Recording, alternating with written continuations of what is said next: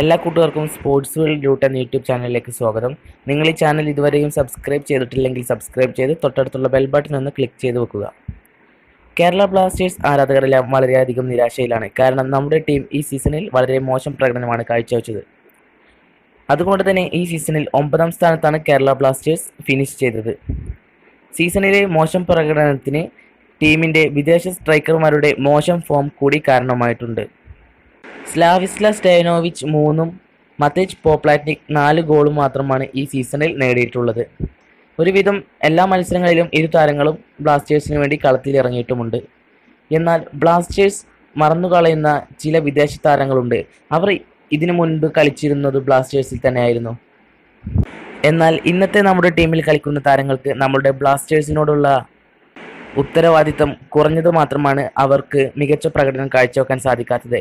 അവർ ഒരിക്കലും ആരാധകർക്ക് വേണ്ടി ഇതുവരെ കളിക്കാൻ ശ്രമിച്ചിട്ടില്ല എന്നാണ് എനിക്ക് തോന്നുന്നത്. എന്നാൽ നമ്മുടെ ടീമിൽ മുൻപ് കളിച്ചിരുന്ന കെർവൻ ബെൽഫോർട്ട്, അദ്ദേഹം ടീമിനും ആരാധകർക്കും ഒരുപോലെ കളിച്ചിരുന്നൊരു താരമാണ്. ഇപ്പോഴും അദ്ദേഹം പറയുന്നു തൻ്റെ ബ്ലാസ്റ്റേഴ്സിന് വേണ്ടി ഫ്രീ ആയി കളിക്കാൻ പോലും താൻ തയ്യാറാണെന്ന്.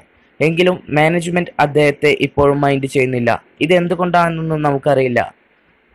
തൻ്റെ കാലിൽ പന്ത് കിട്ടിക്കഴിഞ്ഞാൽ പിന്നെ കൊച്ചിയിലെ സ്റ്റേഡിയത്തിലെ മുഴുവൻ ആരാധകരെയും ഒരുപോലെ ആഹ്ലാദിപ്പിക്കാനുള്ള വകയുണ്ട് അദ്ദേഹത്തിൻ്റെ കാലുകളിൽ. കാരണം അദ്ദേഹം കളിച്ചിരുന്നത് ടീമിനോടുള്ള ഇഷ്ടവും ആരാധകരോടുള്ള പ്രത്യേക ഇഷ്ടവും കൂടെയാണ്. ഈ ഒരു മനോഭാവമാണ് ഇന്നത്തെ താരങ്ങളിൽ നിന്നും നമുക്ക് നഷ്ടപ്പെട്ടിരിക്കുന്നത്. എന്തായാലും സൂപ്പർ കപ്പിലെങ്കിലും ഇരുവരും മികച്ച പ്രകടനം കാഴ്ചവെക്കട്ടെ. ഒപ്പം ബ്ലാസ്റ്റേഴ്സിന് സൂപ്പർ കപ്പിൽ കപ്പ് നേടാൻ തന്നെ സാധിക്കട്ടെ. ഈ വീഡിയോയെക്കുറിച്ചുള്ള നിങ്ങളുടെ അഭിപ്രായം കമൻറ്റ് ബോക്സിൽ രേഖപ്പെടുത്തുക. ഒപ്പം വീഡിയോ ഇഷ്ടപ്പെട്ടു കഴിഞ്ഞാൽ ലൈക്ക് ചെയ്ത് ഷെയർ ചെയ്യുക.